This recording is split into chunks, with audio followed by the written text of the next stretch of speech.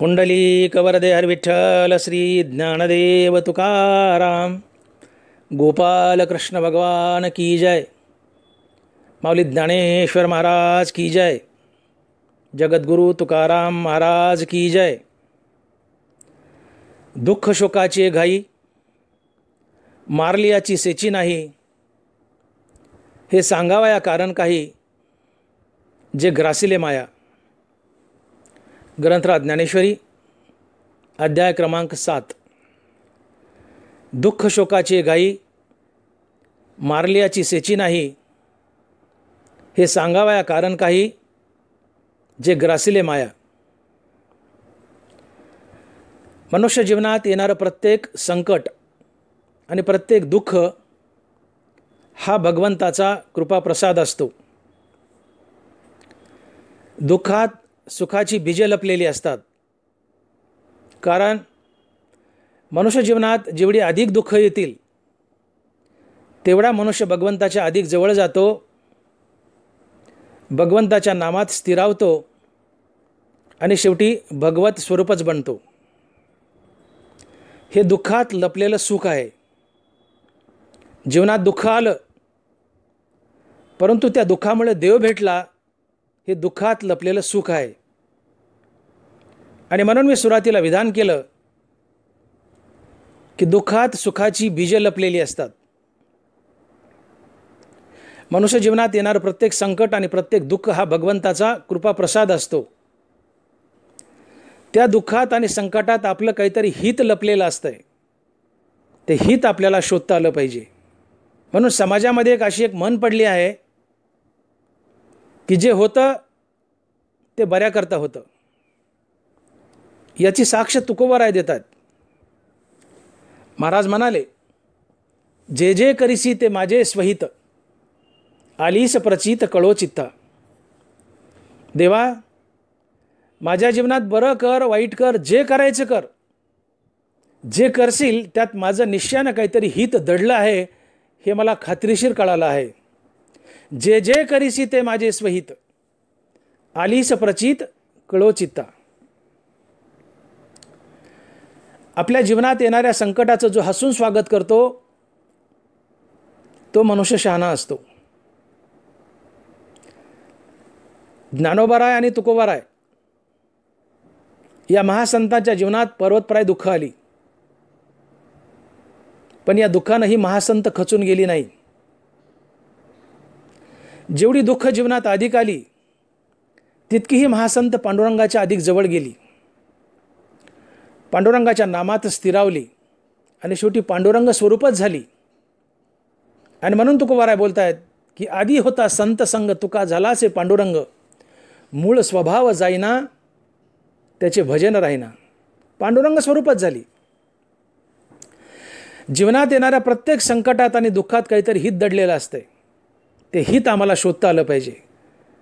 दुःखानं आणि संकटानं खचून जायचं नसतंय, त्या दुःखात काहीतरी हित दडलंय ते शोधा।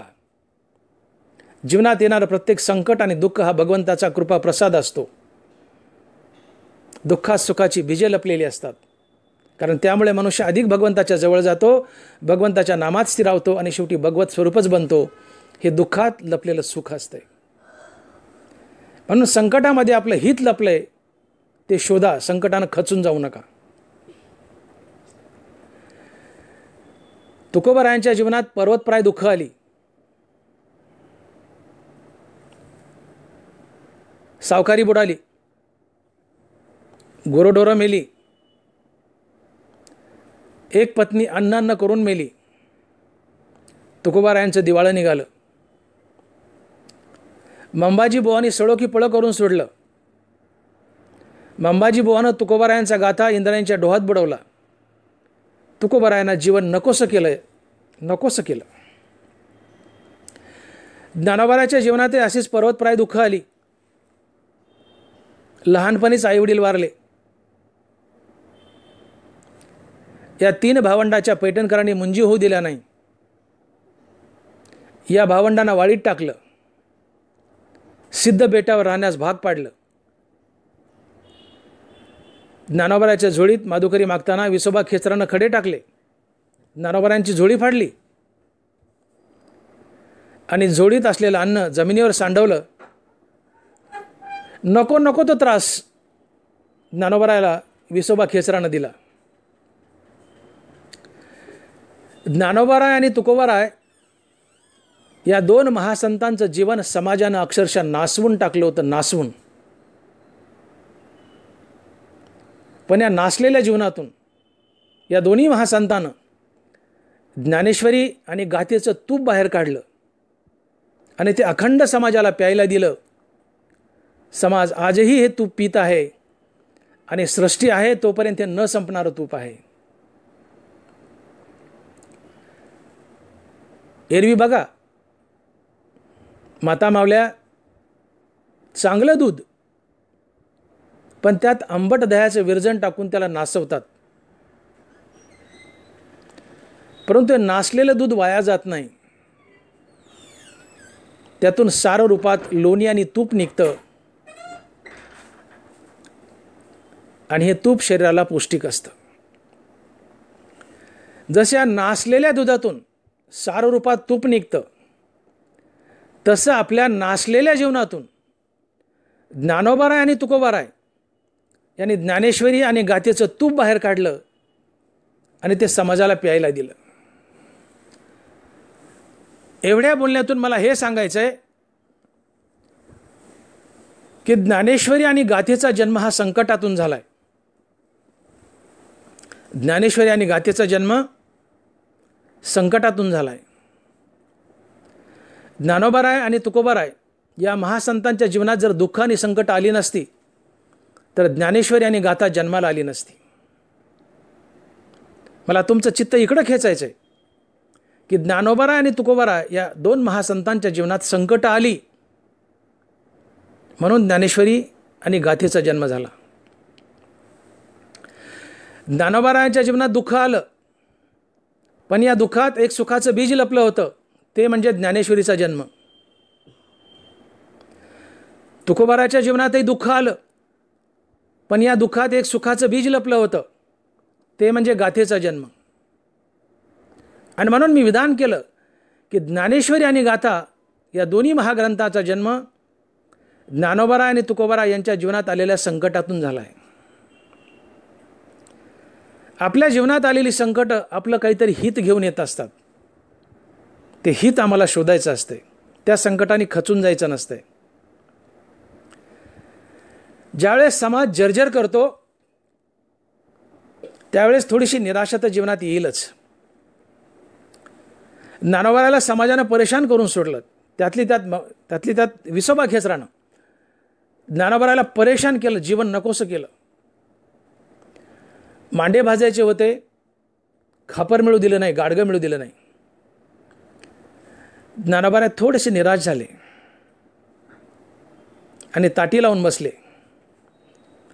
मुक्ताईनं ज्ञानोबारायची समज काढली ताटीच्या अभंगातून.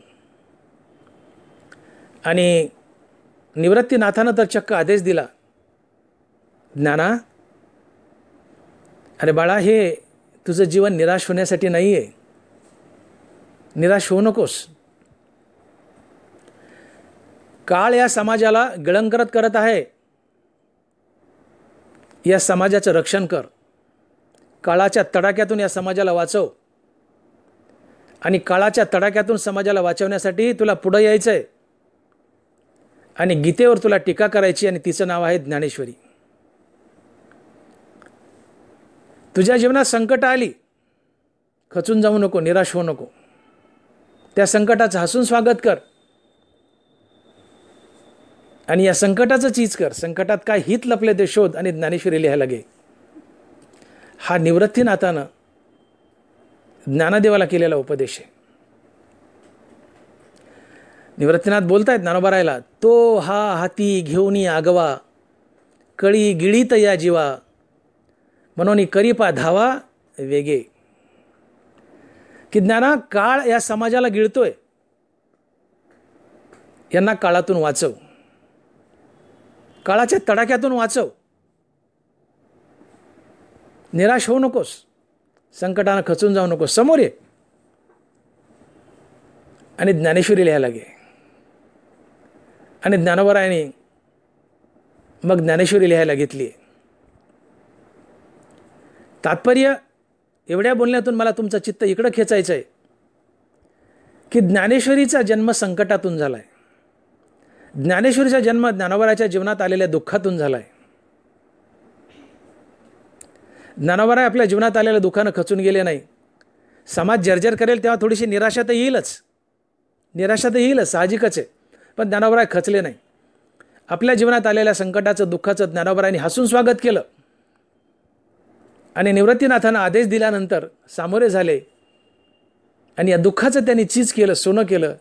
आणि ते सोनं म्हणजे त्यांनी ज्ञानेश्वरी लिहायला घेतली. आणि म्हणून मी विधान केलं की ज्ञानोबाराच्या जीवनात दुःख आलं, पण त्या दुःखात एक सुखाचं बीज लपलं होतं, ते म्हणजे ज्ञानेश्वरीचा जन्म. दुःखात सुखाची बीजे लपलेली असतात. आपल्या जीवनात येणारं प्रत्येक संकट आणि दुःख हा भगवंताचा कृपाप्रसाद असतो. त्यांनी खचायचं नसतंय, संकट आणि दुःखाने खचायचं नसतंय. त्यात आपलं काहीतरी हित दडलंय. ते संकट काहीतरी आपला फायदा घेऊन आलेत. तो लपलेला फायदा आम्हाला शोधायचा असतो. ज्ञानोबारांनी आपल्या जीवनात आलेल्या दुःखाचा फायदा शोधला आणि तो फायदा म्हणजे ज्ञानेश्वरीचा जन्म. तात्पर्य ज्ञानेश्वरी आणि गाथा या दोन महाग्रंथाचा जन्म संकटातून झालाय, दुःखातून झालाय. ज्ञानोबाराय आपल्या ज्ञानेश्वरीबद्दल स्वमुखानं बोलले की माझ्या जीवनातील सर्वात मोठं फळ जर काय असेल तर ते म्हणजे मी लिहिलेली ज्ञानेश्वरी. ज्ञानोबारांनी रेडा बोलवला, ज्ञानोबारांनी जड भिंत चालवली, ज्ञानोबाराच्या पाठीवर मांडे भाजले, ज्ञानोबारांनी सच्चिदानंद बाबाचं प्रेत उठवलं. ही चमत्कार म्हणजे ज्ञानोबाराच्या जीवनातील डाव्या हाताचा मळ आहे. ज्ञानोबाराय या चमत्काराला फारसं महत्त्व देत नाहीत. ज्ञानोबाराय स्वमुखाने बोलतात की माझ्या जीवनातला सर्वात मोठा चमत्कार आणि सर्वात मोठं फळ जर काय असेल तर ते आहे मी लिहिलेली ज्ञानेश्वरी. म्हणून माऊली स्वमुखानं ज्ञानेश्वरीमध्ये बोलतायत की काय बहु बोलो सकळा, मेळविलो जन्मफळा, ग्रंथसिद्धीचा सोहळा दाविला जोहा.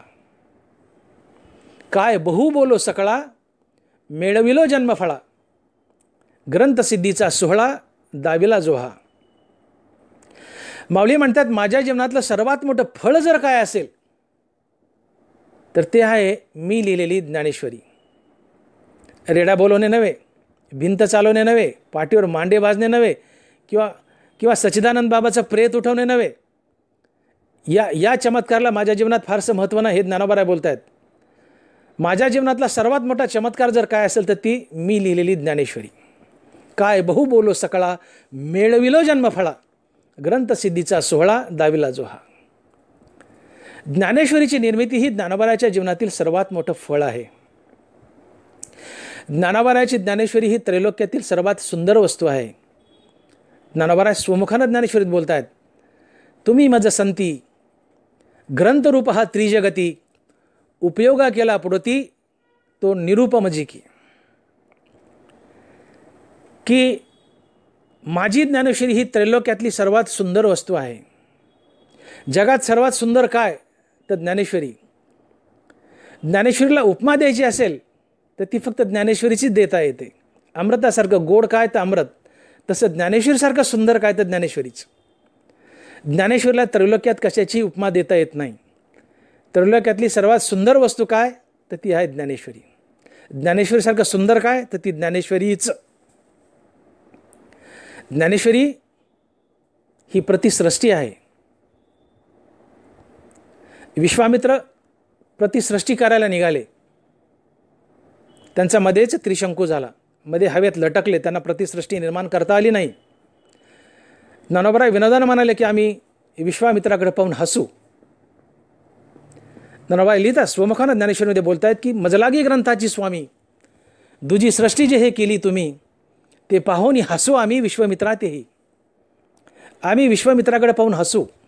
का तर त्यांना विश्वामित्र प्रतिसृष्टी करायला निघाले, परंतु त्यांना प्रतिसृष्टी करता आली नाही. त्यांचा त्रिशंकू झाला, ते मध्येच हवेत लटकले.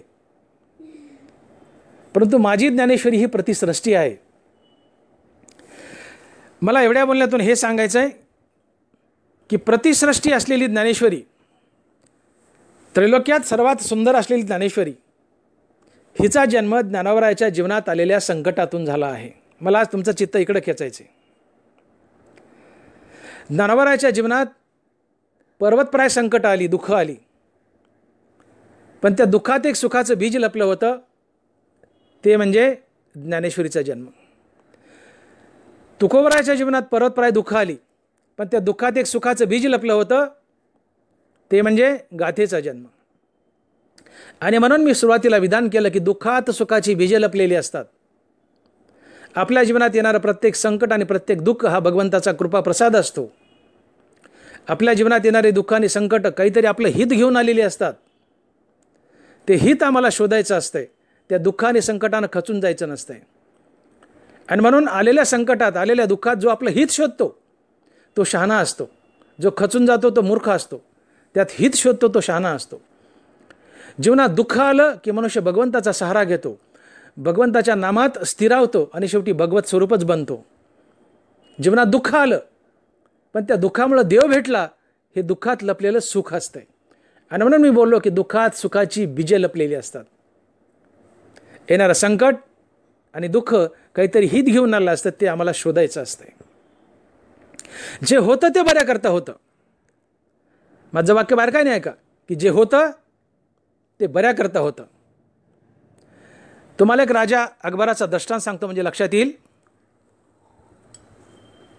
एकदा राजा अकबर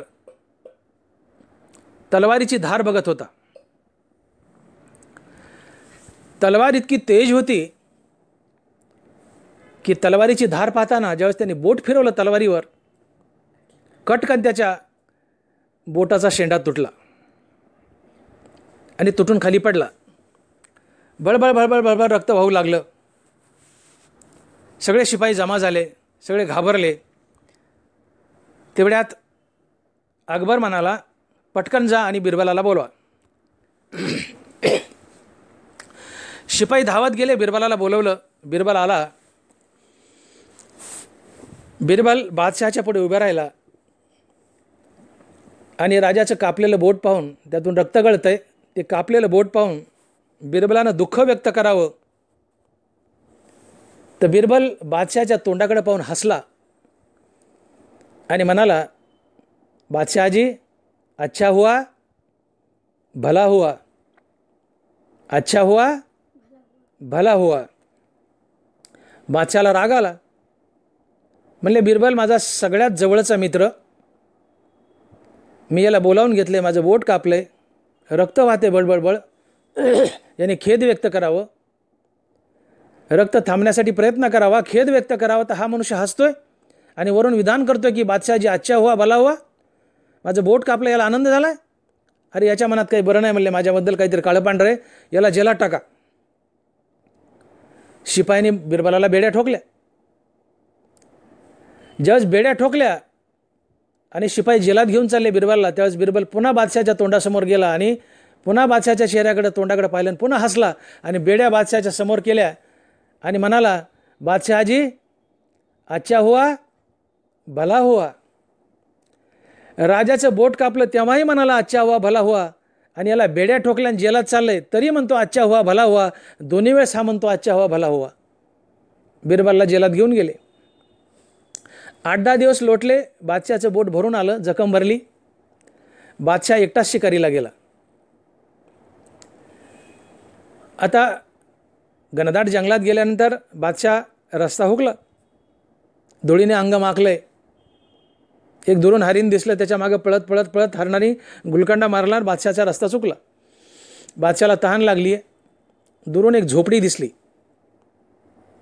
त्या झोपडीवर हा बादशाह गेलाय पाणी पिण्यासाठी. तेवढ्यात सगळे, ती झोपडी होती आदिवासीची, सगळे आदिवासी उठले आणि पळाल्याने बादशाहला पकडलं. बादशाह म्हणतो मी राजा आहे. आता याचा अवतार पोतराजासारखा झालता. म्हणले कसला राजा आणि कसला काय? यांना देवीला नरबळी देण्यासाठी एक मनुष्य हवा होता. म्हणले बरं झालं आयती शिकार चालून आली. यांनी पकडला. म्हणले याला स्नान वगैरे घाला, नवे कपडे घाला, त्याचे भोग जिलेबी वगैरे खायला द्या आणि याला घ्या म्हणले देवी पुढे. स्नान घातलं, नवे कपडे घातले, जिलेबी खायला दिली, यथेचे भोग दिले आणि घेतलं देवी पुढं.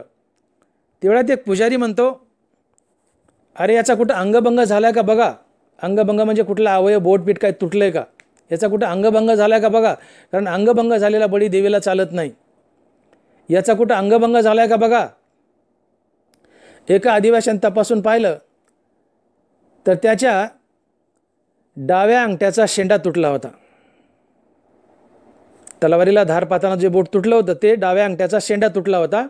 तो आदिवासी म्हणतो, पुजारी महाराज याचा डावा अंगठा तुटलाय. धत तेरिके म्हणले, आमची जिलेबी फुकट गेली म्हणले, त्याला धक्के मारून हाकलून द्या म्हणले. अंगभंग झालेला मनुष्य देवीला चालत नाही बळी द्यायला, त्याला हाकलून द्या म्हणले. सोडून दिलं. जे बादशाह तिथून पळस सुटला तर थेट जेलात बिरबलापाशी गेला आणि बिरबलाला कडकडून मिठी मारली आणि म्हणाला, बिरबला तू जे बोललास माझं बोट कापलं तेव्हा की अच्छा हुआ भला हुआ, तुझे उद्गार सत्य ठरले. आज माझं बोट कापलंय, अंगभंग झालाय म्हणून आदिवासींनी मला सोडून दिलं, नाही तर आज माझं त्यांनी मुंडकं कापलं असतं, देवीला माझा बळी दिला असता. बोट कापले म्हणून मी वाचलो.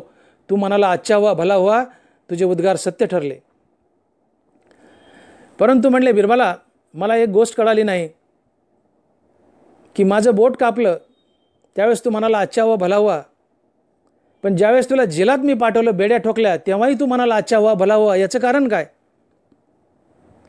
तर बिरबल बादशाहला म्हणतो, बादशाहजी मी तुमचा प्रधानमंत्री, सावलीसारखा तुम्हाला चिटकून, तुम्ही जिथे जाल तिथे मी, तुम्ही शिकारीला गेले मी शिकारीला आला असतो, तुम्ही आदिवासीच्या झोपडीवर गेलो मी आला असतो, आदिवासीने तुमचा बळी द्यायचा ठरवला तिथं मलाही पकडलं असतं, मलाही देवी पुढे नेलं असतं. तुमचा अंगभंग झाला म्हणून तुम्हाला सोडलं, परंतु माझा कुठलाही अंगभंग झाला नाही. माझा आदिवासीने बळी दिला असता. आज मी जेलात आहे म्हणून वाचलो आणि म्हणून अच्छा हुआ भला हुआ. तुमचं बोट तुटलं म्हणून तुम्ही वाचले, म्हणून अच्छा हुआ भला हुआ. मी आज जेलात आहे म्हणून वाचलो, म्हणून अच्छा हुआ भला हुआ. जे जे करीसी ते माझे स्वहित, आलीस प्रचित कळो चित्ता. देवा तुकोबाराय बोलतात, देवा आमच्या जीवनात जे बरं करशील, वाईट करशील, तुला जे वाटेल ते करशील, त्यात आमचं निश्चयानं काहीतरी हित दडलेलं असते. ते हित आम्हाला शोधता आलं पाहिजे. आणि म्हणून जीवनात येणाऱ्या संकटानं खचून जाऊ नका, दुःखानं खचून जाऊ नका. त्या दुःखात त्या संकटात काहीतरी हित दडले, ते हित शोधा. जीवनात येणारं प्रत्येक दुःख आणि संकट काहीतरी हित घेऊन आलं असतं, आम्हाला ते शोधायचं असते. जीवनात जे होतं ते बऱ्याकरता होतं. ज्यावेळेस सुतार लाकूडचा असतो त्यावेळेस त्या लाकडाचा नाश व्हावा हा त्या सुताराचा उद्देश नसतो, तर त्याला एक विशिष्ट आकार यावा यासाठी सुतार ते लाकूड तासत असतो. अन्यथा हे आकारहीन लाकूड जर एखाद्या स्वयंपाक करणाऱ्या बाईच्या हातात सापडलं तर ती बाई त्या लाकडाला सरळ चुलीत घालते आणि त्याचा नाश होतो. तसं आकारहीन लाकूड आणि आकारहीन मनुष्य जीवन हेही स्मशानरूपी चुलीत जातं. आणि आकारयुक्त माणूस आणि आकारयुक्त लाकूड याची पूजा केली जाते. देव आमच्या जीवनात संकट आणि दुःख पाठवतो, याचं कारण भीतीपोटी का होईना तुम्ही भगवंताला शरण जावं. जीवनात दुःख आलं की भीतीपोटी का होईना तुम्ही भगवंताला शरण जावं, भगवंताच्या नामात स्थिरावं आणि भगवंताची प्राप्ती करून घ्यावी. या उद्देशानं तुमच्या प्रारब्धानुसार भगवंत तुमच्या जीवनात दुःख पाठवतो. त्यात तुम्हाला त्रास व्हावा किंवा दुःख द्यावा हा भगवंताचा विचार नाही आहे. दुःखाच्या भीतीनं का होत नाही, परंतु तुम्ही भगवंताच्या दिशेने वळावं, त्याच्या नामात स्थिरावं. भीतीपोटी का होत नाही, पण भगवंताचा सहारा घ्यावा, त्याच्या नामाचा सहारा घ्यावा, भगवंताच्या नामात स्थिरावं आणि हळूहळू तुम्ही भगवत स्वरूप बनावं हा त्यामागील उद्देश असतो.